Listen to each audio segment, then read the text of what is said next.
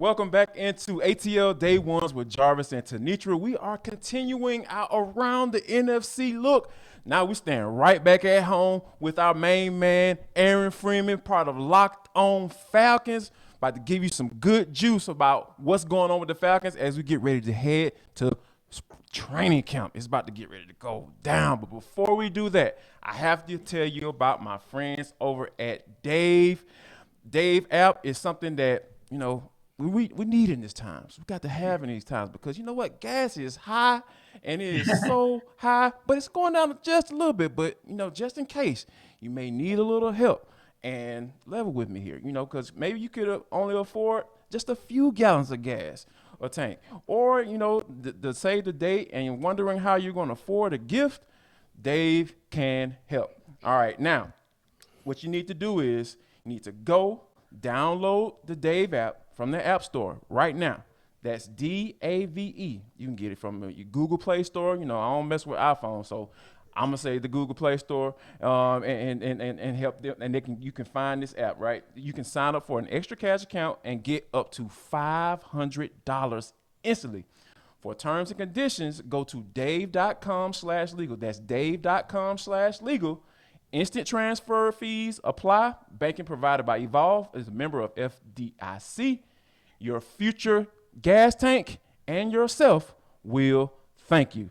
Go to dave.com/legal. Now, Aaron, the Atlanta Falcons, there is something to be said about Arthur Smith going into his second year of being a head coach. But I think that what are some of the things that you are seeing as far as the difference between the roster in year one versus year two? Yeah, I think the goal of this year is that the Falcons have more of the pieces that they need in order to run the systems that they're going to run, right? That was a big thing that Arthur Smith came in here last year saying he was going to adapt his system to fit the personnel that he was inheriting here in Atlanta. And I don't think that necessarily went particularly well for the Falcons to the degree that I think people kind of hoped it would. And so now you see on both sides of the ball, the Falcons bring in more of the types of pieces that sort of at least traditionally have fit in the Arthur Smith offense as well as the Dean Pease defense. For me personally, I kind of like the direction of the defense a little bit ahead of where the offense is, just because outside of maybe the tight end position, like every position group on the offensive side of the ball, you kind of have questions. You don't know exactly what you're going to be getting there. The defense, you feel a little bit better about some of the pieces that they brought in. They brought in some more proven veterans on that side of the ball with guys like Casey Hayward and Rashawn Evans and Nick Kwiatkowski and Lorenzo Carter and Eddie Goldman. And so you feel like, okay, I know what those guys are going to be. Maybe none of those guys are superstars, but they're all solid role players. And in addition to Grady Jarrett and AJ Terrell and some of the young pieces the Falcons have assembled in defense, you can see the vision more on the defensive side of the ball. You still have those major question marks on the quarterback position, on the offensive line. You have some young, talented wide receivers, and you have Tyler Argier at the running back position, but you just don't quite know exactly what they are in offense. So I still feel like the offense is a work in progress, but I think the defense is well on track to seeing significant improvement this year. Yeah, and we'll talk a little bit more about the offense later, especially about that O-line. But just piggybacking off of what Jarvis said, Aaron, in addition to having a different roster to work with this season, Arthur Smith talked a lot towards the end of last season and a little bit at the beginning of this year as well about the fact that he's going to approach training camp and the preseason differently. So what are some of the things that you want to see him do in terms of how he approaches training camp, how he prepares the team in the preseason for that week one game against the Saints? Well, I'm smiling because, last year I complained a lot about how they weren't playing anybody in the preseason. Right. And, for people like us that like to talk about the team, we like to talk about things. So it's like Right, exactly, very yeah. selfish reasons. We want to see the team play certain players so that we can have things to talk about. So I'm eager to see Arthur Smith seemingly changing his ways, and he's going to play at least some of the players in the preseason that aren't just like third stringers. I know some of the stars, we probably won't see a lot of Kyle Pitts. We probably won't see that much of AJ Terrell, Grady Jarrett, and probably Cordero Patterson. But some of these other players we kind of do need to see. And so I'm eager to sort of see how he changes things up and what's sort of different. And sort of now that we get to see some of these young players and as well as some of these veterans that or a year ago were just kind of sitting the bench and you kind of knew that they had their jobs and their roster spots. They weren't really fighting for anything. This year, Mhm. we should see a lot more competition Yeah. throughout the preseason process and in the training camp. Yeah. You know, that competition. I mean, because this is football, right? Because Mhm. all the restrictions that they have as far as during practice, and they can't really Mhm. go take guys to the ground. So to say that a rookie tight end in Kyle Pitts doesn't Mhm. need preseason games where he's getting actually tackled to the ground, like, I just thought that was. I disagreed with it wholeheartedly, and people tried to look at me a little crazy. And I was like, man, this is football. In order to get better at football, you have to play football, right? Yeah, reps not count. They count for not something. hand to hand tag, two hand tag. That's is a different thing. But the one thing that Aaron, that we've talked about ad nauseum, I know we talked about on your show, we talked about on our Mhm. show, is the lack of pass rush that the Atlanta Falcons had last year. And Yeah. specifically, I want to focus in on the outside linebacker / edge group. Like, looking back at the top 4 guys, they Mhm. combined for 5.5 sacks last year, if I remember correctly. That is a horrible, putrid number. Now, like, but fast forward and look into what they're bringing into this season. This year, you got Lorenzo Carter and the likes of Arnold Ebiketie, D'Angelo Malone, and Adios Ngandashi coming back. Mhm. With that being said, we know that more than likely we're gonna be a safe assumption that they're gonna have a lot more sacks than that. But how much better do you think this defense can be rushing the passer this year in the second year under Dean Pease?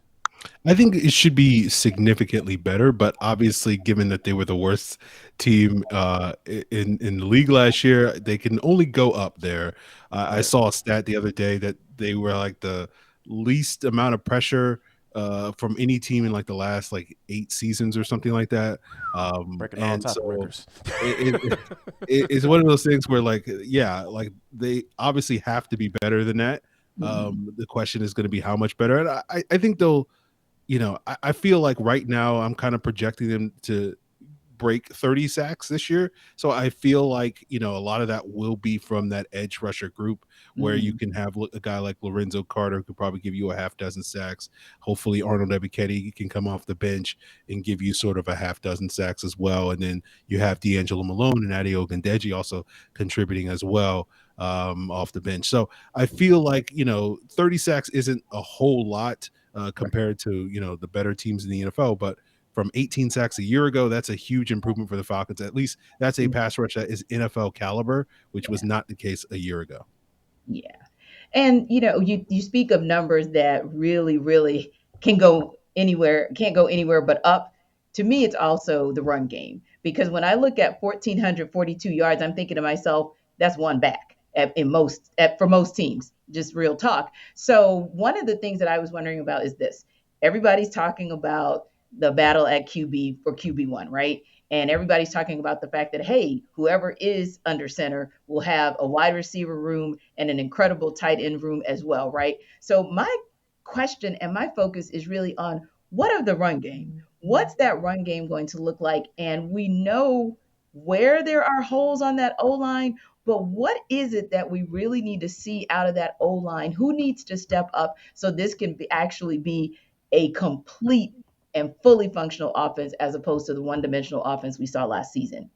Yeah, you raise a great point, Tenitra, because the quarterback in the passing game always gets all the attention, and understandably, because it's a critical part of success in the league. But when you Mhm. look at this Arthur Smith offense, it feels so much like an offense that is at its best when they can run the football.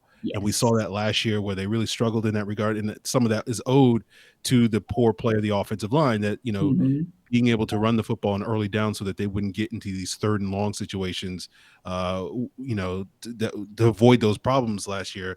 And so getting the running game going this year will be critical to offset any of the concerns that we may have going Yeah. for Matt Ryan and Marcus Mariota or Desmond Ridder this year and some of the other question marks we have in the passing game.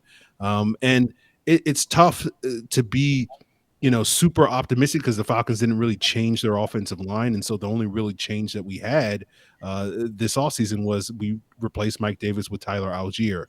Yeah. And you kind of wonder, okay, how much does that move the needle with this running game? So I think it's really important that this offensive line really steps up this year. I think the thing that you're kind of hanging your hat on is that you're getting continuity Hmm. with the 5 starters, and that you did see some progress over the course of the season last year. You did see Caleb McGarry and Jalen Mayfield, who struggled in pass protection. Both of those guys struggled in pass protection, but by the end of the season, we're giving you good value as run blockers. And if you can pick up where you left off there and continue to build off of that, Jake Matthews, while not the world's greatest run blocker, we've seen him play better than what he did a year ago as a run blocker. We know Hmm. Chris Lindstrom is an ascending player, and hopefully whatever happens between the competition at Matt Hennessy and Drew Doman at that Hmm. position, you'll get improvement there as well. So I think there's reasons to be optimistic for the Hmm. Falcons, but we just kind of need to see it happen on the football field, Yeah. with this offensive line improving. Yeah, And or if just JC Treader is out there or anybody else, because you know how Terry Fontenot is. That was one of the things he was known for with the Saints, kind of pulling a veteran off the street and putting a serviceable person in place. So I agree with you. We can hope that Hennessy and Mayfield, just by virtue of competition, make one another better. But I certainly wouldn't be surprised if somehow Terry Fontenot found somebody who is still a jewel who could be serviceable. Because yeah, you absolutely have to have that run game going. Really, when you talk about play action and just keeping the other teams honest, you got to get that going. And one more thing, when you have somebody like a Cordero Patterson and you have someone like a Tyler Algier, all they need is the right gaps to open and they'll take it from there. And all they need Absolutely. is give them a little protection so that they can get where they want to, at least getting past that first level. Yeah, I've said time and time again. I've said on our show, Aaron, Terry Fontenot need to be in that grocery store, because if they don't like what they see, and once they report and then training Hmm. camps is going, they put those pads on, and it's specifically in the middle of their offensive line at center or guard, make the phone call, Terry. You don't have to call them collect either. Like, you got cell phones, 2022. Go ahead and make that phone call and see what those, and start talking some numbers, because that's Yeah. exactly, you can't play around with what they're trying to do. They say they're trying to win and they're not trying to rebuild. They were scared to use that word. Well, Hmm. act like it. You got a little change. You got a little straggle, Hmm. sitting up under the salary cap. So make it happen. Aaron, man, I really appreciate you, my brother. We really Yes, thank appreciate you you. here on ATL Day Ones for joining us. Aaron Freeman of Locked On Falcons. Appreciate you, brother. All right, you guys have a great day. Thanks, Aaron. Take care. All right, you guys don't go anywhere, because coming up next, it is For the Culture. Just stick around. You'll find out what we're talking about next, right here on ATL Day Ones with Jarvis and Tenitra.